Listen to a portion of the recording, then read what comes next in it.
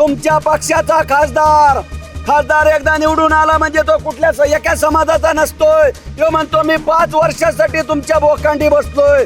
बोकांडी बसायचंय आणि बोकांडी बसायची भाषा खासदार साहेब तुम्हाला आता येणाऱ्या काळामध्ये कोण कोणाच्या बोकांडी आणि बोकांडी बसायची भाषा तुम्ही खासदार आहेत का कोण आहेत का गुरामाग आहेत. बोकांडी बसायची भाषा अत्यंत अशोभनीय आहे. आणि पवार साहेब तुम्ही जर जाणते राजा असताल, फुले शाहू आंबेडकर विचाराचे जर असताल आणि सुप्रियाताई तुम्ही छोटी मोठी घटना घडली की डायरेक्ट उपोषणाची भाषा करता, तर तुम्हाला जर थोडी जर काही असेल तर या खासदाराचा तुम्ही पक्षातून राजीनामा घेऊन याची हकालपट्टी करायला पाहिजे.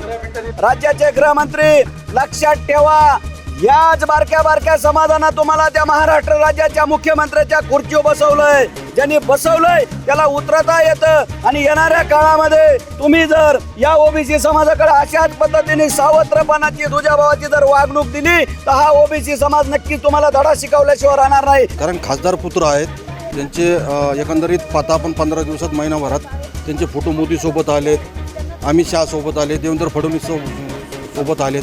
म्हणून प्रशासन पुढं मागं हटतंय का, भीतंय का. आणि त्या परिसरात घुलीची हत्या होती. नुसती घुलीचीच नाही, सूर्यवंशी, पंकज मुंडे, संपदा मुंडे आणि आता घुले.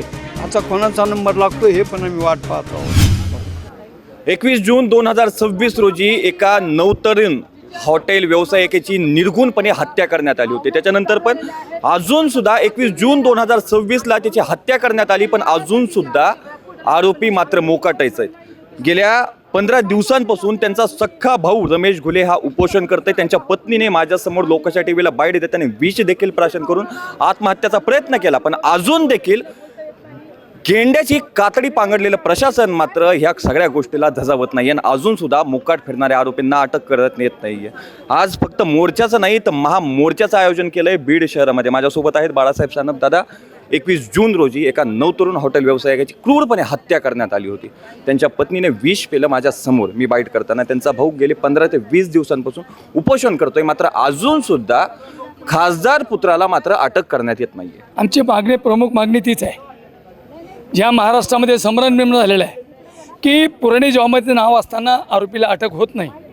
2 महिने झालं, 2 महिने गुन्हा घडून, आणि जर एखाद्या पुरणी जॉबमध्ये जर आरोपीचं नाव असेल तो 100% आरोपी असतो, याच्यात काही डाऊट नाही. परंतु शासनाच्या माध्यमातून आजपर्यंत कुठल्याही प्रकारची त्या कुटुंबाला मदत मिळाली नाही. आमच्या सगळ्या मागण्या घेऊन आज आम्ही विलास घुले कुटुंबाला न्याय देण्यासाठी हा मोर्चा बीड जिल्ह्याचा लाखोच्या संख्येने मोर्चा काढतोय. येथे सुरुवात आहे. याच्यापुढं जे घडण त्याला शासन जबाबदार असेल. मी राज्याच्या गृहमंत्र्याला विनंती करतो, या खुनाकडं तुम्ही गांभीर्याने लक्ष द्या. हा सुद्धा भारतीय जनता पार्टीचा मतदार आहे. पुन्हा जर अडचण आली हे तुम्ही स्वतः बघितलं पाहिजे आणि त्या कुटुंबाला न्याय मिळाला पाहिजे, आमची भूमिका आहे. गेल्या 15 ते 20 दिवसांपासून त्यांचा भाऊ उपोषण करतोय. अजूनसुद्धा फक्त खासदार पुत्र आहेत म्हणून त्यांना कोणी अटक करत नाही आहे का, असं वाटतं का?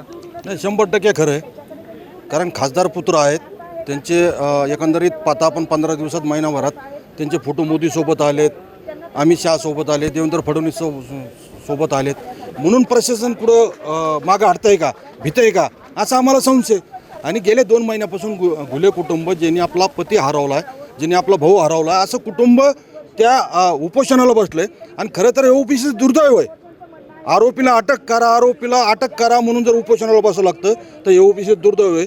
मी आपल्या माध्यमातून ओबीसीचे 9 मंत्र्यांना विनंती करतो की बाबांनो, आता तरी या परिवाराला साथ द्या. नसता येणाऱ्या काळात ओबीसी तुम्हाला तुमची जागा दाखवल्याशिवाय राहणार नाही. दादा, सगळ्यात प्रौढ तुम्ही आहात इथे सध्या. तुम्हाला सगळ्यात जास्त न्याय व्यवस्था यांच्या सगळ्यांपेक्षा तुम्ही जास्त न्याय व्यवस्था पाहिली आहे. 21 जून रोजी एका नवतरुण हॉटेल व्यावसायिकाची हत्या होते, मात्र अजूनसुद्धा आरोपी मोकाटच आहेत. आणि तेच खासदार एका पत्रकाराशी बोलताना असं म्हणतात की 5 वर्ष मी आहे ना इथे बोकंडे, मी आलोय ना निवडून म्हणून. काय वाटतं? एक भाग भारताचं दुर्दैव आहे. बीड जिल्ह्यात स्वातंत्र्य सैनिक महाराष्ट्रात बीड जिल्ह्यात सर्वात जास्त आहे. आणि त्या परिसरात घुलीची हत्या होती. नुसती घुलीचीच नाही, सूर्यवंशी, पंकज मुंडे, संपदा मुंडे आणि आता घुले. आता कोणाचा नंबर लागतो हे पण आम्ही वाट पाहत आहोत. आणि म्हणून या ओबीसींना जर संरक्षण पाहिजे असेल तर पहिल्यांदा SP कलेक्टर हटवायचं, हे त्यांना संरक्षण देत आहेत. आणि फडणवीसला मी विनंती करतो की अरे बाबा, गोपीनाथ मुंडेचा शिष्य आहे ना तो, या समाजाला तुला संरक्षण देता येत नाही का? विशेष संरक्षण नाही पाहिजे, आम्हाला आमचा न्याय पाहिजे. आणि म्हणून तुम्ही न्याय नाही दिला तर आम्हाला रस्त्याला उतरावं लागेल. हा समाज फार प्रखर आहे, तो फडणवीसला माहिती आहे. आणि म्हणून आम्ही फडणवीसला विनंती करतो की SP कलेक्टर हटवा, त्याशिवाय गुन्हे दाखल होणार नाही. पण आत्ता सध्या अजून मोर्चाचं आयोजन वगैरे कसं केलेलं आहे? मोर्चा कुठून ते कुठपर्यंत जाणार आणि न्याय द्यायची नेमकी भूमिका कशी असणार, नेमकं मागण्या काय आहेत? जिल्हा स्टेडियमहून हा मोर्चा निघतोय. आपण पाहतोय की या ठिकाणी या मोर्चामध्ये येणाऱ्या कुठल्याही लोकाला गाड्या घोड्या बॅनरबाजी किंवा कुठलाही पुढारी या मोर्चामध्ये नाही. जनसामान्य OBC समाजाच्या लक्षात आलंय की गेल्या 2.5-3 वर्षापासून जे भोगतोय त्याचा हा उद्रेक दिसतोय. आणि ही आता सुरुवात आहे. त्याचं कारण असं आहे, या राज्याचे गृहमंत्री आणि मुख्यमंत्री यांना जर जुडुमशाहीची आणि हुकुमशाहीची आणि जाळपोळीची भाषा जर कळत असेल तर आता या OBCच्या लक्षात आलंय की आम्ही सुद्धा त्याच पद्धतीनं रस्त्यावर उतरणं गरजेचं आहे. म्हणून आता ही सुरुवात आहे. येणाऱ्या काळामध्ये या राज्याचे गृहमंत्री आणि मुख्यमंत्री जर OBC समाज बांधव कुठलाही असेल, 2 महिने झाले, काय गुन्हा होता?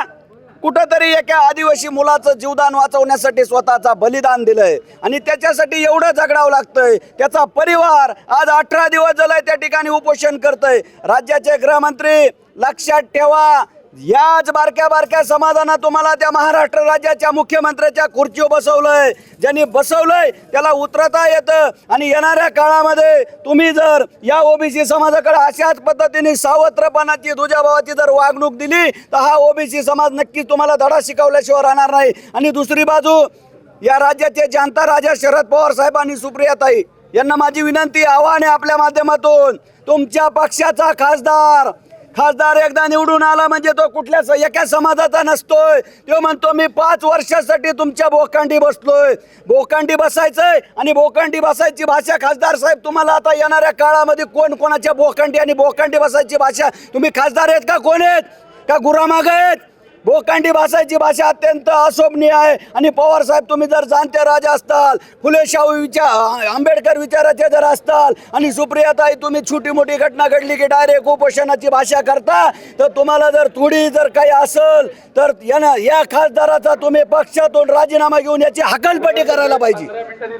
आजपर्यंत भरपूर आंदोलनं झाले, भरपूर उपोषणं झाले, त्यांच्या पत्नीने अगदी वीज देखील पिलं, पण अजून सुद्धा न्याय मिळत नाहीये. असं वाटतं हा मोर्चाकडून आता न्याय मिळेल. आणि जर का हा मोर्चाकडून देखील जर का न्याय मिळत नसेल तर मग पुढची भूमिका काय असणार आहे? फक्त आणि फक्त सर्वसामान्य असता तर तो आत्तापर्यंत अटक झाला असता, परंतु तो खासदार पुत्र आहे, त्यामुळं अनेक आंदोलन झाले. विलास घुलेच्या पत्नीने विष घेतलं, 14 ऑगस्टला विष घेतलं, तरी सरकारवर काही परिणाम झाला नाही.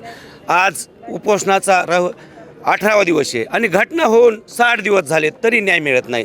आणखी किती माणसं मारणार आहेत? उपोषण करता जो आमचा भाऊ आहे त्याला 20 दिवस झाले, तो त्याची परिस्थिती खालवलेली आहे. तरी शासनाला विनंती आहे, हे शासन तुम्ही सांगितल्याप्रमाणे गेंड्याच्या कातडीचं शासन आहे. आणि गृहमंत्र्याला विनंती आहे काय, इथून पुढचं आंदोलन आमचं हे असं राहणार नाही. इथून पुढचे जे बी आंदोलन होते ना, आमचं उग्र आणि हिंस आंदोलन होते ना आमचे, आम्ही घरी बसणार. जोपर्यंत विलास घुलेचा आरोपी अटक होत नाही तोपर्यंत आम्ही शांत बसणार नाहीत. एकंदरीत जर का सांगायचं झालं तर त्या दिवशी माझ्यासोबत बाईट करताना त्यांच्या पत्नी देखील होत्या, स्वर्गवासी विलास घुले यांच्या पत्नी. त्यांनी बाईट करताना माझ्यासमोर अगदी विष देखील प्राशन केलं होतं. त्या सध्या ह्या मोर्चासाठी उपस्थित आहेत. तरी काय सांगाल, त्या दिवशी माझ्यासमोर तुम्ही विष प्राशन केलं, अजून देखील न्याय मिळत नाहीये. आज न्याय मिळवण्यासाठी मोर्चा काढावा लागतो. समाज बांधवांना विनंती आहे आणि आता बाहेर थांबलेले सांगा, दोन शब्द बोला. सगळ्या आरोपांना अटक झाली पाहिजे. त्यांची प्रकृती सध्या ठीक नाही, आपण त्यांना विचारू. मोर्चा काढावा लागतोय आज, अजून सुद्धा अटक होत नाही. काय सांगा?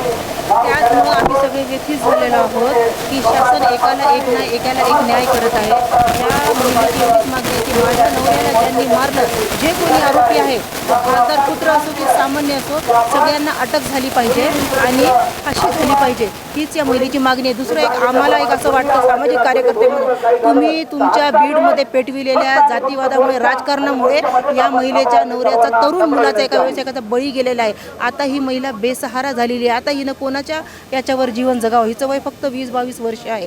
तर शासनाने हिला सर्व बाजूने विचार करून शासकीय नोकरी द्यावी आणि जर शासकीय नोकरी देणं शक्य नसेल तर काही फंड जसे 50 लाख किंवा 1 कोटी रुपये या महिलेला द्यावे, जेणेकरून त्याच्या सहाऱ्याने ही जीवन जगेल ना. हिचा नवरा काय दारू पिऊन मेला नाही, घरगुती भांडणाने मेला नाही. तुम्ही जे सगळं वातावरण पेटवून ठेवलं त्याच्यामुळे हिचा नवरा मेला, हिचं तुम्ही नुकसान केलं. नवरा वापस आणून देऊ शकत नाही, हिला तुम्ही मदत करावी, शासकीय नोकरी द्यावी किंवा फंड द्यावा अशी आम्ही मागणी करतो. आणि बीडमधलं जे वातावरण आहे ना असं पेटलेलं, त्याला जरा बंद करा. त्याला जरा सामान्य लोकांना माणूस म्हणून जगू द्या. आज हिचा नवरा मेला, उद्या कोणाचा नवरा मरेल, तर असेच मरायचे का? मरायचं का? हेच चालू द्यायचं का? हां, तर शासनाने हे सर्व जर धिंगाणा चालू आहे तो बंद करावा आणि न्याय द्यावा आणि सगळ्यांना शांतीनं जगू द्यावे. एकंदरीत पाहायला गेलं तर थोड्याच वेळात हा मोर्चा निघेल. आता या थोड्याच वेळात मोर्चाला उपस्थिती राहणारे गुणरत्न सदावर्ते यांची. पण गेल्या 21 जून 2026 रोजी एका नवतरुण हॉटेल व्यावसायिकाची हत्या होते. मात्र आरोपी अजूनसुद्धा मोकाट आहे. फक्त त्याचं कारण एकच की आरोपी हा खासदार पिट्याचा खासदार पुत्र आहे. आता यांची मागणी ही देखील आहे की यांच्या स्वर्गवासी विलास घुले यांच्या ज्या पत्नी आहेत त्यांना कमीत कमी एक आर्थिक मदत तरी मिळावी किंवा त्यांना शासकीय नोकरीमध्ये सामील तरी करून घ्यावा लागेल. कारण त्यांचा संसार हा उघड्यावर पडला आहे. आरोपी मात्र अजून देखील मोकाटच आहे. आणि सगळ्यात महत्त्वाचं हे प्रशासन खरंच मानतं का गेंड्याची कातडी पांघरलेली आहे? कारण 21 जून 2026 रोजी हत्या होऊन देखील आरोपी मोकाट आहेत आणि आरोपींना अटक करण्यासाठी त्या महिलेला विष प्यावं लागतं, त्याच्या भावाला उपोषण करावं लागतं आणि या सगळ्या समाज बांधवांना मोर्चा काढावा लागतो. ही तर सर्वात मोठी न्यायव्यवस्थेसाठी लाजिरवाणी गोष्ट आहे. कॅमेरामॅन मुकुंद चिंचकर सोबत मी बालय शिंदे, लोकाश TV पाहताय आपण सध्या बीडमध्ये. मी